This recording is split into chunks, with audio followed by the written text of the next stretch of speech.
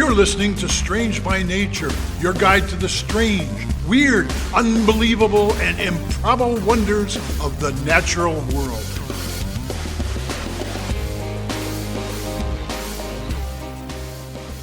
Hello, everyone. Thanks for being here today. I am Kirk Mona, and I am joined today by Rachel Ginza and Victoria Thompson.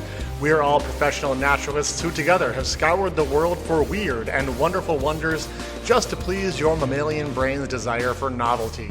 Isn't that nice? Let's do this. Hey, Kirk. Hey, Rachel. So I know that you have dabbled in cryptozoology. Ooh, yes, cryptozoology. Yes. The study of hidden animals, technically, I guess you'd say. Yeah.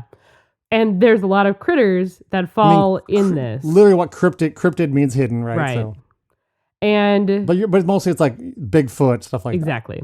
So this is actually our first October episode of this year.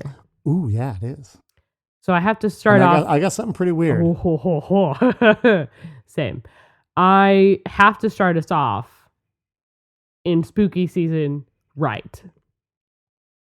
Without further ado, I want to talk about jackalopes.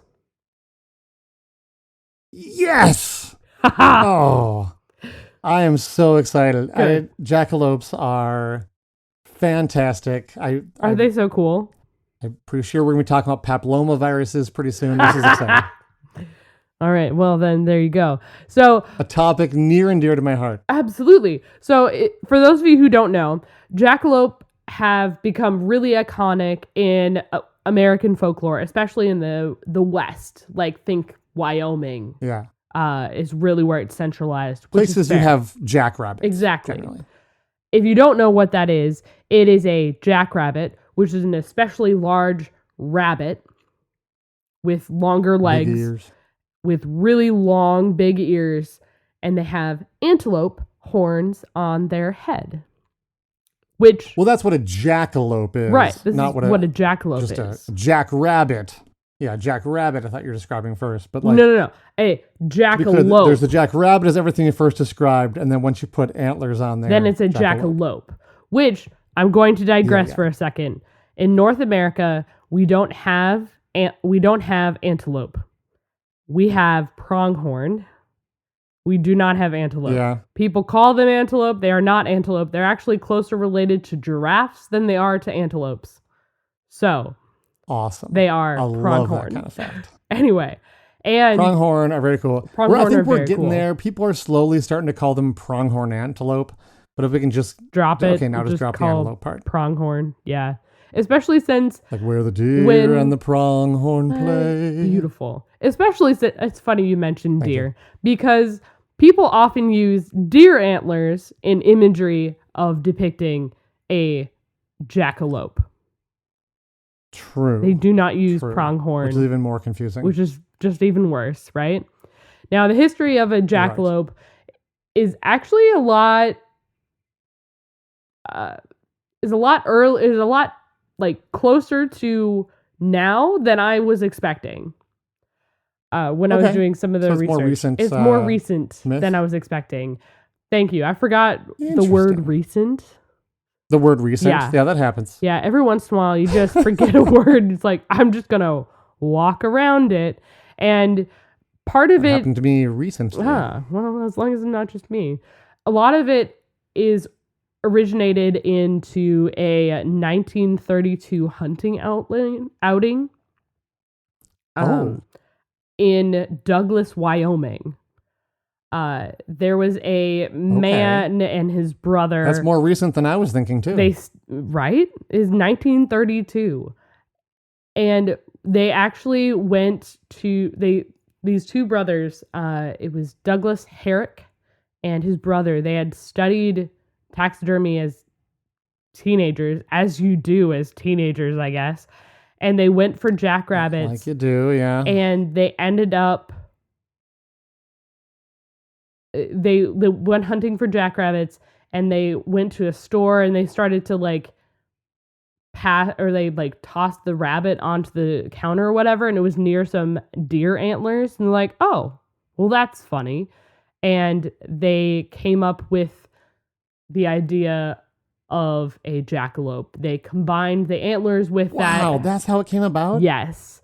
And they put it together and they sold it Interesting. for $10.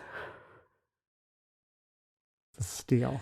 And it was displayed in a hotel for a long time until it was stolen in 1977. Anyway, but people thought it was a legitimate thing for a while. And because they thought it was a real thing, it kind of has spread amongst American culture. Obviously, it's not real. Man, I assumed it was something that went like back to the 1800s. No. And that this was, what do you call it? Like something people hit, like a tall tale of a wild creature that was seen. Mm-hmm. But it's just purely a couple of guys going, hey, this would be fun. Let's screw with people. Well, I mean, that's fantastic. There is that. But it also spread across. It didn't just stay in Wyoming, right? It went into South Dakota, North Dakota. Yeah. It went all the way into Minnesota and Wisconsin. There are even thoughts there are records of similar creatures being found even in Europe way earlier. So even though they came up with the idea of what a jackalope is, it didn't become, Sure. it wasn't entirely just in the Americas. But you mentioned tall tales, and they are really embedded in tall tales, especially with the idea that they're going to gore you and they're like really dangerous creatures and everything like that. Really risky. You got to make sure that you are careful if you're hunting. Apparently, one of the ways to catch a jackalope is to entice it with whiskey, which is absolutely hilarious. Oh my. And that the jackalope is able to mimic the human voice, according to legend, which is funny because it really wasn't a legend before the 1930s, right?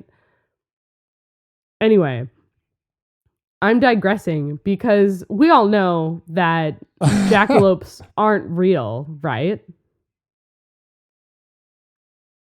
Or do we, Rachel? Or do we, Kirk?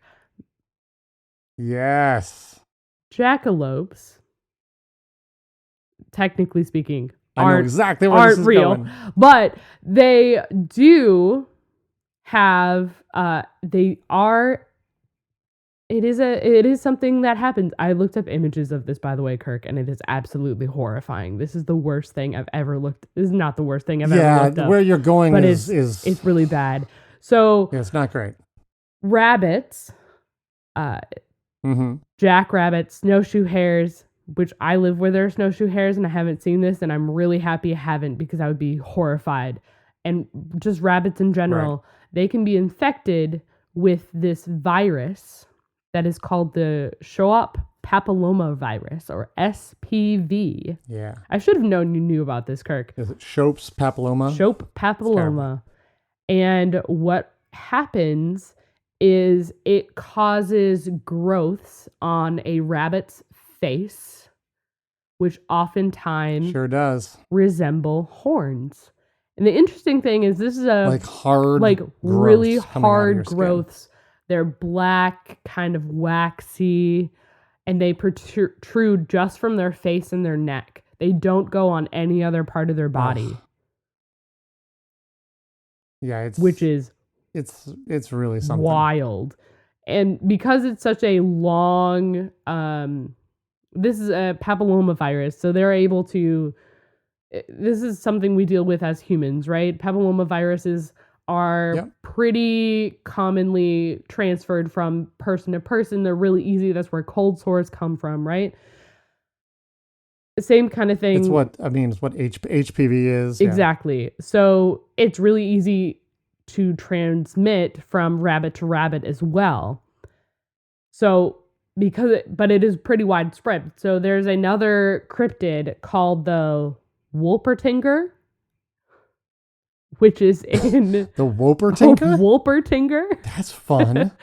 It is an animal. Wolpertinger. It is oh my god. It is an animal in the forests of southern Germany, And I'm looking at a picture, Kirk, and it is wild. It is a rabbit with horns and Okay. it looks like pheasant wings. It's like a jackalope with wings.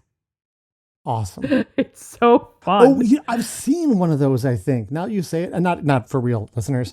Like I when I was looking at some pictures of jackalopes, actually, I saw one where someone had put duck wings like growing out of its back, and I assumed that they were trying to make one of these things. And that actually, stories and illustrations of horned rabbits have been found all the way back in 1665. So like we've seen them around. There's one particular, I was talking earlier about like jackalopes. The one that we think about is called the Douglas variant, and that is from the 1930s. We have had them since that. We've had them before as well, but they really became more iconic later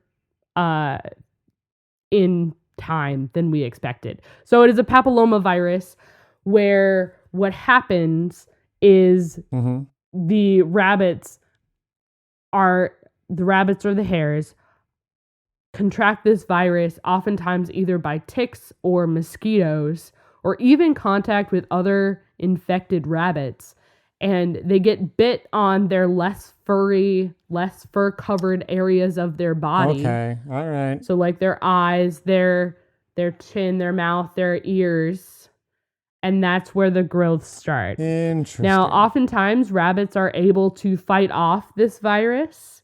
It's just like how cold sores can go away and everything. Oh, okay. And they can fight it off and it can reoccur and things like that. It's not especially deadly to the rabbit. However, if you do see a rabbit with these growths, you can also, if you can catch it, I guess, you could bring it into a vet and they will remove the growths and everything for the rabbit. So that way they are like able to survive, because sometimes it can impact their vision or how they eat and things like that. But it is a hard growth. Oh, yeah. You basically have like horns growing out of your face uncontrollably in strange directions. Exactly. That's not ideal. It's not the best, right? I think, where I became familiar, maybe even simultaneously with jackalopes and this papillomavirus, was when I was a kid at the Science Museum of Minnesota. As you stood in line for the big Omni IMAX theater, there was this long hallway that stretched down over a skyway above traffic into another building, Right. which is the second building the museum was in. And there was some, like right before the skyway, remember there was a window, like a display you would come by and see this little window display as you're waiting in line for the theater. Right. And there was, if I recall correctly, a jackalope that they had mounted in there. That was obviously, a fake taxidermied one. But then they had the story of the jackalope, and then next to it, they have an actual taxidermied head of a jackrabbit that had these papilloma hard growths that were growing out of its skin. So they had both sort of like the real version of the legend side by side. And I remember staring at that every time I went to the museum and went to go see one of the big movies. That's so cool. That's wild. Yeah, so it's a type so if you see a rabbit that looks like a jackalope out in the wild, it is not a jackalope. It is a rabbit dealing with the papillomavirus. Gotcha. I was like, where is she going with this? It's not a rabbit. I'm like, wait.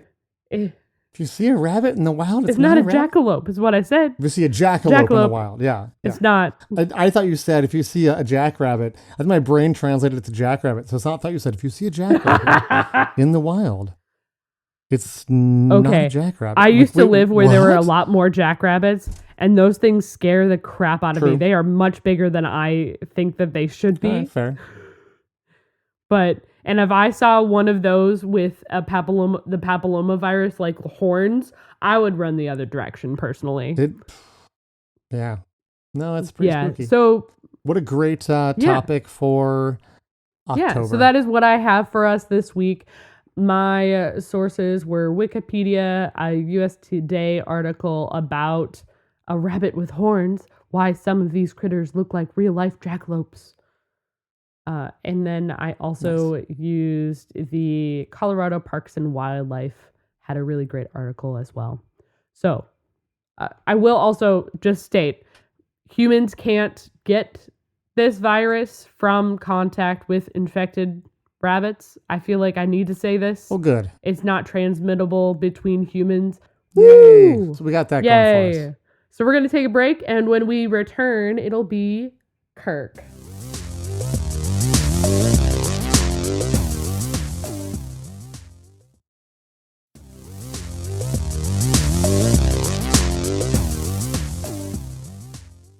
Okay, Rachel, this week I'm headed to a familiar place. I am swerving into your lane and heading into the ocean! deep ocean. Yes! We have talked a few times on the show about deep sea hydrothermal vents and the weird life that can be found there, right? Well, we're headed back. Yes. It's been a while since we've been to the ocean, or like not the ocean, but like the hydrothermic vents, at least. It absolutely is. The habitat of a deep sea hydrothermal vent is, as we've mentioned, pretty much as close as you can get to an alien ecosystem on Earth. I mean, they are just absolutely kind of bonkers places. These are places, essentially cracks in the seafloor, where underground water comes into contact with the Earth's mantle and it becomes superheated and saturated with dissolved minerals. Some of that water evaporates and the hot water and gases are forcefully rise up through the crack. And when it hits the cold, deep water of the ocean, some of the minerals can precipitate out. And the minerals in question are mostly sulfides. And the precipitating sulfides can harden over time into smokestacks, essentially. Right. And the kind we're most interested in today are called black smokers. It's sort of like a smokestack with this billowy cloud of stuff shooting out of the top. Very cool looking. Okay. And these are found at the very deep depth, but that doesn't stop life from flourishing near them, right? So you might imagine that there's some pretty strange life living there. And this week, I want to talk about an animal that should actually be pretty familiar to you. I'm assuming everyone listening has heard of this. I'm talking about the humble snail. Oh, a snail? Snails, right? Pretty simple. You're like, that's not a super weird creature, right? We've all heard of snails. You say this, Kirk, but I understand what happens in the ocean. This is like that naturalist thing where this isn't weird, but it's actually, snails are completely bizarre. They're absolutely bizarre, but also I hear you saying this and I'm like, I'm waiting for that other shoe to drop, Kirk. Because I know like you wouldn't just talk about a snail, like a garden snail. No. We're that's why I started talking about the hydrothermal vents. Like we're getting somewhere. Right. I just want to kind of let everyone know though that snails go way back in the history of the Earth. We can easily say they have been around for 500 million years. Like, they may be even older than that. There's some debate about well, can we really say this is a snail yet, or when? But we can safely say 500 million years, right? So that's a long time. I would say wildly, the Indian Ocean, where the particular snails I'm going to be talking about come from, is only 80 million years old. Oh, only. So the freaking Indian Ocean is only 80 million years old. The oldest ocean we have on Earth right now is the Pacific Ocean. Obviously, there was oceans before that, but as it has existed and kind of something that would recognize as the current form, the Pacific Ocean is only 200 million years old. So snails are more than double the age of our oldest current ocean. So like snails have been around for a long time, is what I'm trying to say. And 500 million years is a long time to diversify, and snails have adapted to many environments. They're found in nearly all habitats on land and water, and they come in a dizzying variety. Gastropods, which is like the scientific name for the class that snails and slugs are in, is actually second to only insects when it comes to numbers of species on Earth. So snails, good job, snails. You're kicking butt. Yeah, they're kicking snails, taking names. I don't know if they really have that ability, but the snails we're interested in today are found in the Indian Ocean, as I said, and they're found about 2,400 to 2,900 meters. That's 1.5 to 1.8 miles deep underwater. That's a lot of Rachel's. Which is it's really deep. This is well below the level where light even reaches, so these creatures spend their lives in complete darkness. We're talking today about the volcano snail. Ooh. Which is such a cool name. I just want to talk about it partially because it's called a volcano snail, which is super, super cool. It looks, this snail, at least size and shape-wise, pretty much like what you would expect like a snail to look like. So basically picture a generic snail in your head. You got it? I have it. It's there. There you go. You congratulations. You got the shape of this volcano snail correctly. Amazing. The volcano snail does have one wild feature though, owing to the fact that it lives next to these hydrothermal vents that are spewing out large amounts of sulfides. The sulfides themselves end up being incorporated into the body of the snails. Huh. Okay. Woo. I can tell by the in your voice. You're like, Kirk, why is that cool? I mean, I kind of know why that's cool, but explain it to everyone else. Oh, you know why, but I'll explain it to everyone else. Well, I kind of get it because like sulfides, it's hard for like some of the sulfides and things like that there could be very deadly, right? Like they're like not good to consume. That, Rachel. That's Generally, not it? but here's the deal. The most common sulfide coming out of the black smokers is a mix of iron and sulfide called iron sulfide. And one version of this you might be familiar with is iron pyrite or fool's gold. Are they shiny? So the volcano snail has a shell essentially made of shiny metal. Oh, now, cool. I don't think, to be fair, most of it is not iron pyrite. Although it is present, it sounds like it's, let's see here, the most common type of sulfide incorporated is called greyagite.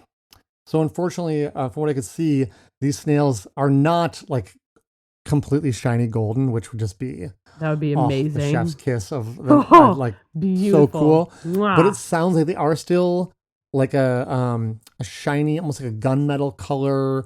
Or if you've seen like hematite, like natural hematite, where it's all shiny, or like a polished hematite stone from a gift shop or something, that is kind of more what they look like. And that's really like, they basically have metal incorporated into their shells. I mean, how freaking cool is that? That is really cool. I do think that's cool enough, but it does get weirder. Oh, good. It's not quite to our level. I've been calling it I've been calling it the volcano snail because it's a pretty awesome common name.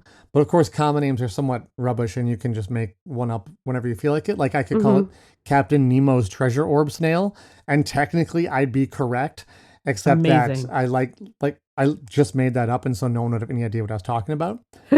Scientists, though, use scientific names which are universally accepted. We all agree we all can all agree on exactly what species we're talking about. So here we go. This species is Chirosomalon squamiferum, and Chirosomalon means golden hair, and I think that's a reference to like the fool's gold, like a little bit of streaks that can be in their shell. But the rest of the scientific name actually gives us a clue to the more common name, the one that's more common than volcano snail. So squamiferum means scale bearing, and the most commonly used common name in English for the snail is the scaly foot gastropod. So if you think about that snail you pictured at the beginning, right? You probably pictured something like Gary from SpongeBob, right? Right. A big spiral shell sitting atop a fleshy foot, like a protrusion at the bottom. And this fleshy protrusion is how gastropods get their name. It basically means stomach foot. But this particular snail seems to be unique in that the entire foot, I don't think the bottom surface, but like all the sides that kind of stick out, the lower fleshy bit, if you prefer, is covered in what looks like hard metal scales. And if you Okay. can picture like the armor you'd see in a fantasy movie of like dragon scale or something like that, Yeah. that's pretty much what this animal has. It doesn't lay quite as nice as like snake scales or like presumably dragon scales or something, but it definitely are all these little protrusions that come out that are like metal spiky things sticking out of their side. Right. And keep in mind, this is like the outer layer of this is literally made out of metal, so it's like they're wearing metal armor over their whole That's body. wild. Dang. Okay. It's one of the coolest things I've heard. And so, and the pictures are really cool. You can look it up too online, but they, it's this kind of shiny shell and then this cross between like punk jewelry and heavy armor is covering the whole lower part of their body. That is really cool. They don't have to look it up online. They can find it on our Instagram. There you go. Check out our Instagram, folks.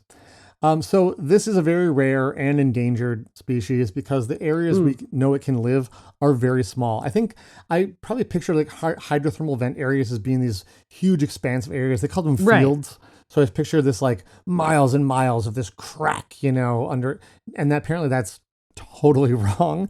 They're really tiny. One of the hydrothermal vent areas that was described, which is a well-known one, is only 160 feet by 160 feet square. Oh. So very tiny. And the snails are found in several different of these fields, but get this, the entire known population areas, all combined, by one estimate, is no larger than 1/5 of a football field. What? Really? That we know of on the whole face of the earth, these animals only live in the size of 1/5 of a football field that's been chopped into several pieces and moved, I think like hundreds of miles away from each other. One's, I want to say, in like India, and one's, I believe, in near China. What? So like very, very tiny areas on Earth, which is bonkers. That's now you might think, well, we could find some other places. I don't know if we've discovered every single, hydrothermal vent area, and hopefully we'd find more of these at those as well. But this makes it a very delicate population. Yeah. And kind of bad news, 2 of the areas where they're found are currently under lease for deep sea mining consideration. Because there's a lot of valuable minerals that get spewed out of these vents and stuff, and they can come and do, seabed mining and get a lot of money for stuff potentially. So these entire, you can imagine it wouldn't take long to mine off 1/5 of a football field. And so their habitat could be potentially completely destroyed if this goes through. So the mining has not happened. Hopefully it won't. Good. But it's, yikes. It's kind of sucks to learn about like a really cool animal and find out how rare it is. But it was so special. I wanted to share it with everyone because that's amazing. Look at the photos. It is bizarre looking. It's really so cool. I share a planet with that thing. That is so cool. Well, that's what we got this week, Rachel.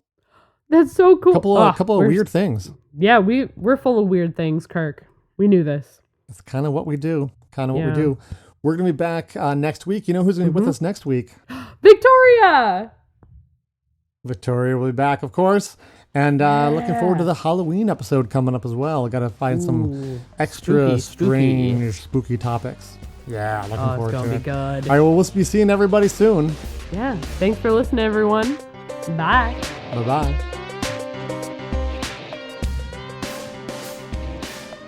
Thanks everyone for listening to today's show. Be sure to subscribe. New episodes drop every Wednesday, and we love sharing this strange world with all of our listeners. If you would be so kind as to leave us a 5-star review, that would be great. It lets other lovers of the strange discover the show. You can reach out to us on social media by searching for Strange by Nature Podcast on Twitter, Facebook, and Instagram.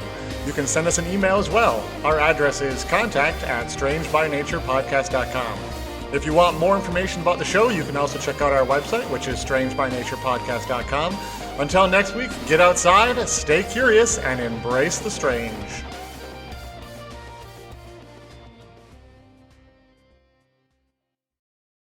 You could also call it. Looks. You could also call it a volcano snail. Said you could. You don't have to, obviously.